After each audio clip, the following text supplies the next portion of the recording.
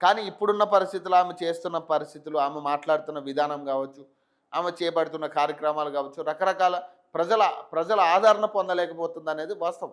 పక్కా ఇది. ఆమెని wrong guide చేస్తున్న మాట వాస్తవం. ఇప్పుడు ఆమెకి ఎవరు సలహాలు ఇస్తున్నారో, ఎవరు సలహాలు తీసుకుని ఆమె కార్యక్రమాలు చేపడుతుందో తెలియదు కానీ, వాస్తవానికి ఆమె ప్రతీదీ కూడా రాంగ్ డైవర్షనే వెళ్తా ఉంది. మరి దీనికి సంబంధించి మరి ఒకసారి క్రాస్ చెక్ చేసుకోవడం మంచిది. కింద స్థాయి నాయకత్వంలో చాలా మందికి ఇబ్బందులు ఉన్నాయి. తెలంగాణ జాగృతిలోనే కింద స్థాయి నాయకులకి చాలా ఇబ్బందులు ఉన్నాయి. అందులో చాలామంది మహిళా నాయకులకి ఇబ్బందులు జరుగుతూ ఉన్నాయి.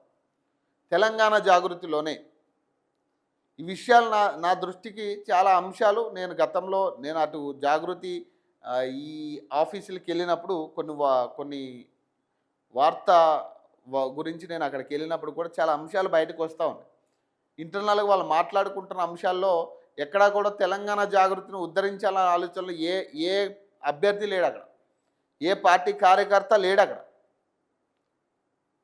కవిత ఏదో ఇచ్చేస్తుందేమో, పైసలు సూట్ కేజీలు పట్టుకుపోదాం, ఇదే ఆలోచనలో ఉన్నారు అక్కడ మొత్తం కార్యకర్తలు మొత్తం.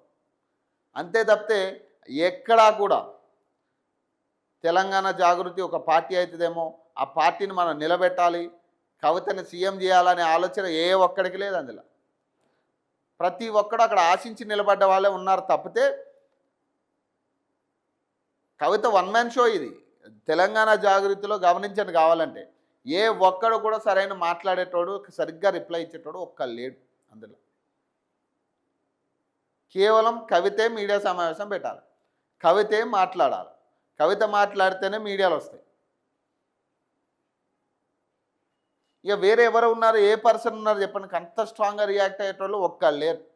ముందు అసలు దాన్ని పార్టీగా మలుచుకోవడానికి చేస్తున్న ప్రయత్నాల్లోనే విఫలమయ్యే పరిస్థితి ఉంది ఈరోజు. ఇప్పుడు ఇన్ఛార్జీల పేరు మీద రకరకాల ఇన్ఛార్జీలు పెడుతున్నారు అంటున్నారు, మున్సిపాలిటీలకు సంబంధించి ఇన్ఛార్జీలు అంటున్నారు. ఎవరున్నారు ఇన్ఛార్జీలు? ఏ బలమైన నాయకుడు ఉన్నాడు తెలంగాణ జాగృతి పార్టీలో? ఏ బలమైన నాయకుడు ఉన్నాడు ఇన్ఛార్జిగా పెట్టడానికి?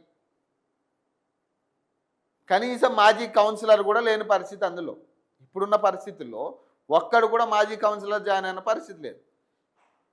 ఎవరినో ఉన్నగాడికి తెచ్చి వాడిని అభ్యర్థిగా ప్రకటించాలి, ఒక ఇన్ఛార్జిని అక్కడ పెట్టాలి. ఎవరినో ఇక ఉన్న ఒక 20 మందో 30 మందో ఉంటే అందులో ఒకరిని పెట్టాల్సింది ఇక అక్కడ.